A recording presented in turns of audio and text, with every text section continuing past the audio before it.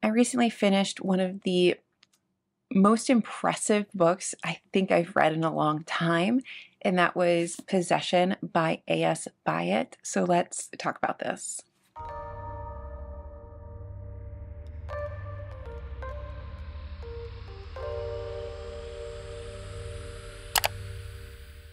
Hello, book friends. It's Alyssa. Welcome back to the channel. Hello if you are new. Once again, thank you for 2,000 subs and climbing. I appreciate this so much. This is like the little channel that could. But I am really excited to talk about this. And I've spent a lot of time trying to gather my thoughts so that this would be a less rambly review than you guys are maybe used to from me. It's not going to be scripted, so I'm doing my best here. But anyway, I recently finished Possession by A.S. Byatt. That was sent to me by Vintage. So thank you, Vintage, for sending me a copy of this. Possession was originally published in 1990, and it did win the Man Booker Prize. And I was intrigued when Vintage had this on their list a couple months ago for potential publisher copies because it was called Possession, a Romance, and it sounded very interesting. It sounded very like literary and British and hit a lot of boxes that I like in books. And I also really hadn't heard a lot of people talking about it in recent times, so my interest was piqued. I got it, and because we were trying to read from my shelves, I did read it kind of right away. So let's talk a little bit just sort of generally about this book. I have all of my journals to talk about notes and things and thoughts I had along the way. Hopefully this is a good review and deserving of the writing that is in this beautiful, beautiful novel. Possession is not just a romance, it is also a historical fiction. It is a bit of a mystery. I've seen it called dark academia, but I don't really like that term, and we could talk about that in a little bit. I don't really like that term in relation to this book, but it has been thrown around a bit in reviews. But it's really about two modern day, late 80s researchers on the trail to figure out what happened between two Victorian poets. One is very well known, the other, because she's a woman, of course, is not as well known, and they are each researching, each poet, and they come together to see if they can figure out what happened between these two people, all because of a letter. One day, our main character, Roland, is in the British Library. He is a researcher for this poet, Ash, and he writes these like long, epic, lyrical, Victorian kind of poems that I personally dislike, but I know lots of people love them. There's a lot of people that research him. There's a lot of people that have this obsession around him and his writing, his life. And there's one guy, his name is Cropper, and he just is trying to possess everything that this poet ever owned. And then there is Blackadder, who is sort of like heading up the research that Roland sort of works within. And he's more obsessed sort of with the literary, more ephemeral things about Ash as a writer, less about like, I want to own your pocket watch, and more about like, I want to own some obscure manuscript or know something about you as a poet. But anyway, so Roland is in the British Library. He's doing research, dusty books. He comes across a letter that Ash has written. It's actually several drafts of a letter. He's writing to a woman that he's not really even sure who that woman is at first. And this starts him on this path to figure out who is he writing to, what happened between them. He actually steals this letter, which is like a big no-no in literary circles. But he steals this letter, and it sets this wheel into motion. And it brings him to Maud, who's another researcher, and she's researching this poet, Christabel Lamotte, and that is the poet who Ash is writing to. And they have some sort of relationship that exists. And in the past, Ash is a married man.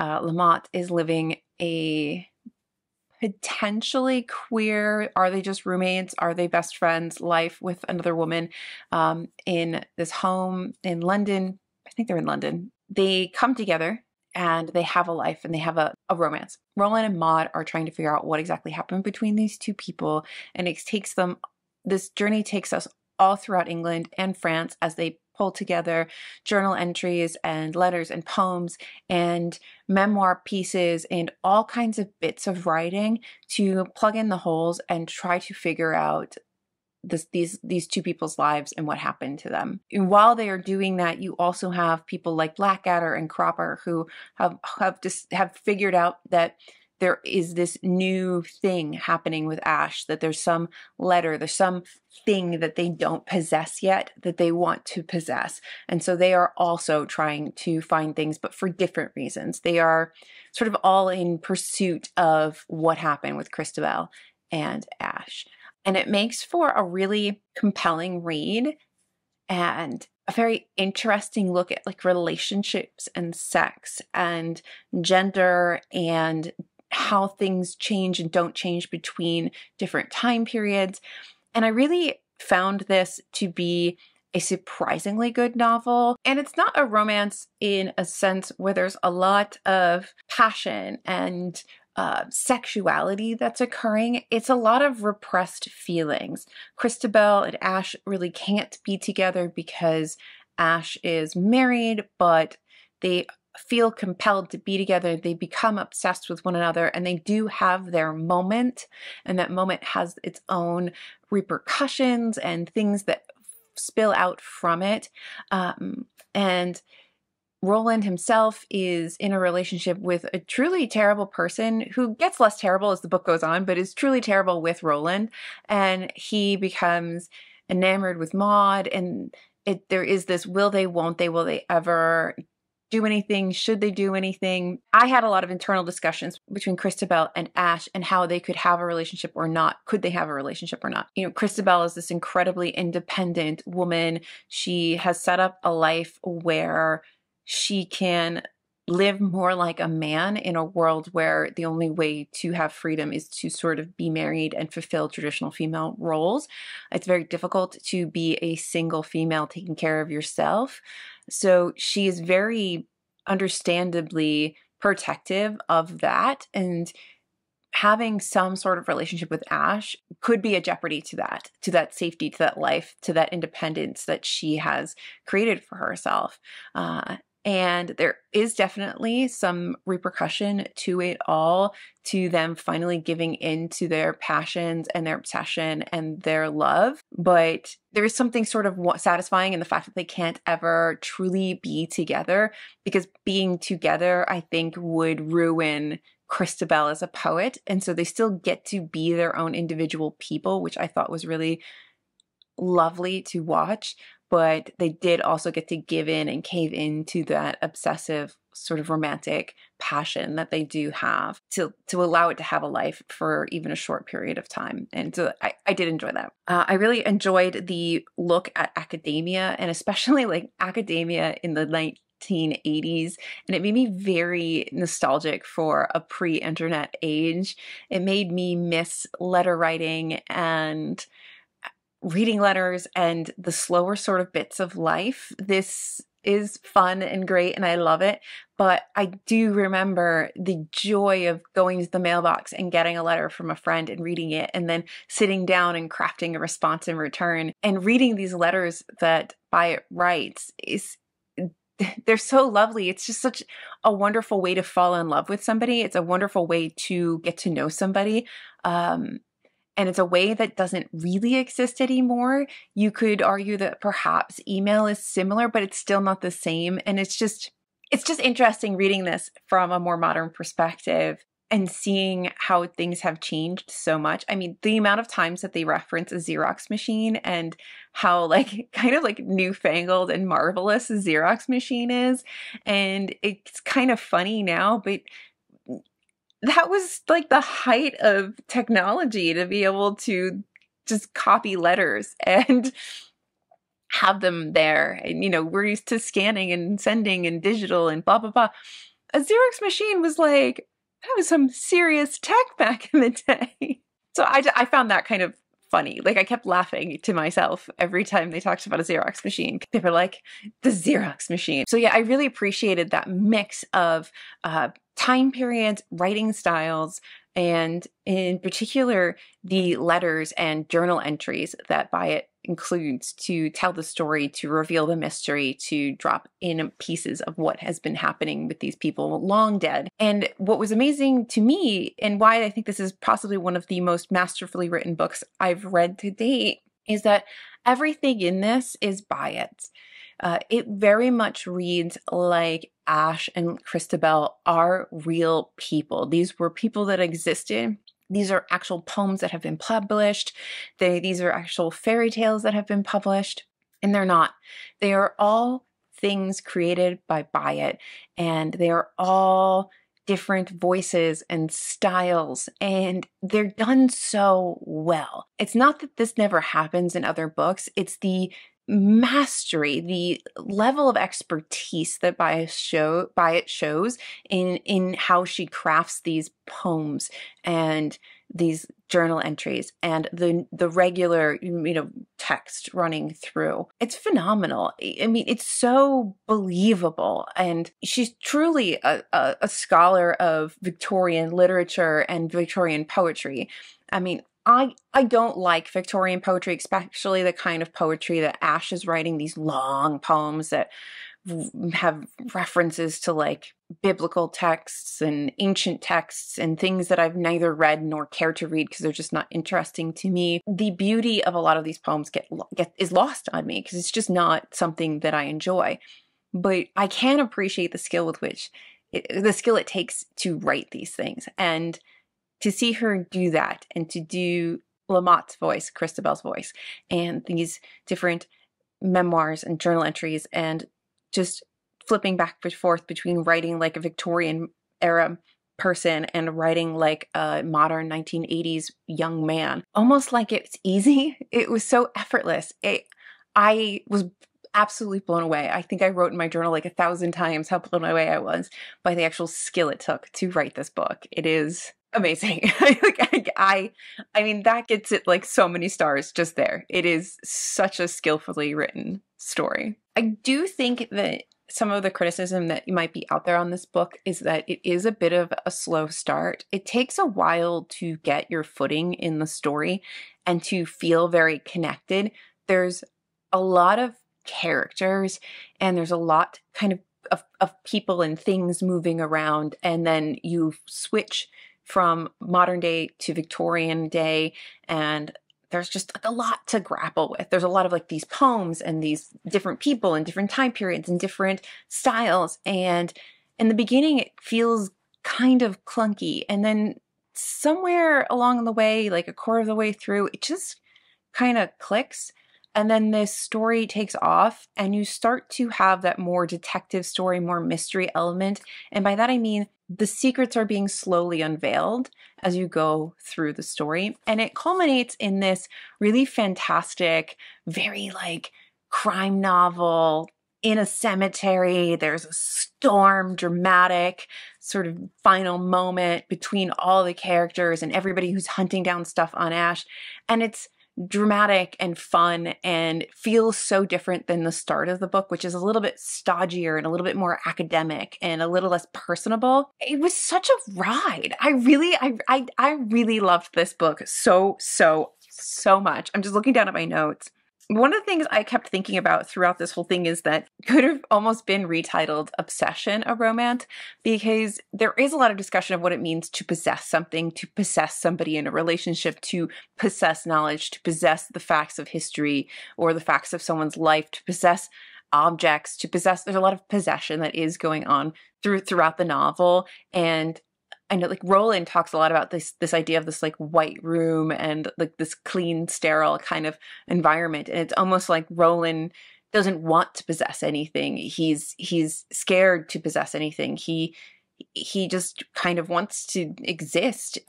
Meanwhile, he's surrounded by these people like Blackadder and Cropper who just want things. They need to own them and hold them and have them be theirs. That possession is so strong with them. And I don't think Roland has that until he finds this letter. And it's more like he wants to possess the truth and he's trying so hard to find it. But in his own life, he doesn't seem to have that vibe in his own life. And he and Maud kind of bond over that sort of different drives for things. And I think that really comes to play in the end when they get to like the very, very end of the story and kind of have to figure out what do you do with all this new knowledge that they have acquired and who kind of owns the knowledge and where does it live and all that. You see how for Roland and Maud, this is really just about finding out the truth and less about owning it. And like Blackadder and Cropper, they want to own the truth. They want to own these facts, these things about somebody else's life. But it could very well have also been called obsession, because I think you could very easily sub obsession in as an alternate word to describe what's going on in this book. But at the end of the day, you know, Byatt throws you a loop with this postscript that basically says to the reader, and just to the reader, because you don't know that if Maud or Roland know anything about these things, then maybe you can't possess the full truth of somebody's life. Maybe you can go on these journeys and you can be, you know, the most diligent researcher in academia, and you're still only going to get a piece of the puzzle. You're still only going to know so much about a person's life or people's lives or their relationship with each other. I just love that Byatt throws this little twist at the end that's just kind of like, well, is that really the whole story? Is that really everything? Can you really ever have all of someone or something? And I thought this was brilliant. I get why it was a bestseller. I get why it won the Booker. I don't know what else was up for the Booker in 1990, but there's no way that anything else could have been written so skillfully, so expertly as this. It was phenomenal. I don't really like the including this in dark academia, because though it includes academia and like, I don't know, like woolly jumpers and England and libraries and dusty books, it doesn't feel dark academia to me. Some of the reviews I've watched that talk a little bit about this seem to start to do not so much a comparison to Secret History, but lump them sort of together in sentences. And I just don't feel like that's fair. I think they're very different things. And I feel like if this is dark academia, it's not dark academia in a way that we use the phrase right now while I'm filming this video. I think if you said I'm looking for a dark academia book, a la The Secret History, and I gave you this book, you would be disappointed. But I think if you were looking for a historical fiction with some mystery elements, I don't think this would disappoint. If you are someone who loves Victorian literature, this is so not going to disappoint. I think one of the things I loved so much about one of the reviews I watched was from Spinster's Library. She said, this is a love letter to Victorian poetry, and it 1000% is. So if your jam is Victorian poetry, this is the book for you. It is not, that is not what got me going. Though I will say the poems that she wrote in the voice of Christabel Lamont are way more my speed, much more what I enjoy. And I do love that there is this exploration of the undervaluing of women poets and women writers, and how like this stodgy, like heavy male poetry is just better and more academic, whereas this female written, more fairy tale like poetry is much more accessible. And anyway, that's another discussion for another time. I really loved this. I think I had like one more thing I really, really, really wanted to talk about. Oh, there's a couple really interesting things that came up while I was researching to like put my thoughts together and stuff. One is that in an interview, Byatt said that originally the US publishers wanted to take out all the Victorian bits because it was distracting from the overall like sort of detective story nature of it. And that is so depressing. If they had done that, no, US publishers, stop doing things like this. Oh, and then there's one last thing. There is a movie adaptation of this with Gwyneth Paltrow and Jennifer Ely, I think, and somebody else. So it's not like a terrible cast, but there's just something about it that looks like it's going to be awful. So I'd love to know if anyone's actually watched the movie version of this and could tell me if it truly is awful or if I should waste my time and like probably $3.99 renting it, because it does look pretty awful. I feel like this would be a very difficult book to do justice to in movie form. I think this was more rambly than I intended it to be. I promise you that I had the best of intentions. There's notes. I did try this time, but it's just how I am. We don't come here for scripted anything. I don't script. I couldn't stick with a script if I tried. But anyway, I really loved Possession by E.S. Byatt. Byatt. I think this is phenomenal. If you like a slower book, if you like an intricate book, if you like a historical book with a long, sort of drawn out, not sexual romance, I would enjoy. It's phenomenal. I think leaning heavy on the romance is a very interesting thing to do in the title, because I think it makes you think it's one thing when it's really another. It's definitely one of the best written books I have ever read in my life. So yes, if you've read this, please let me know your thoughts. I'd be very curious to hear them down below. Otherwise, thank you guys for watching. Like and subscribe, and I'll see you in my next video, whatever it may be, because it's my channel and I can do whatever I want. Bye. So just sit with me, talking to the night until the morning, building chemistry. I don't think I ever wanna go come closer next to me. Trying to find another way to say this, but I think we were meant to be.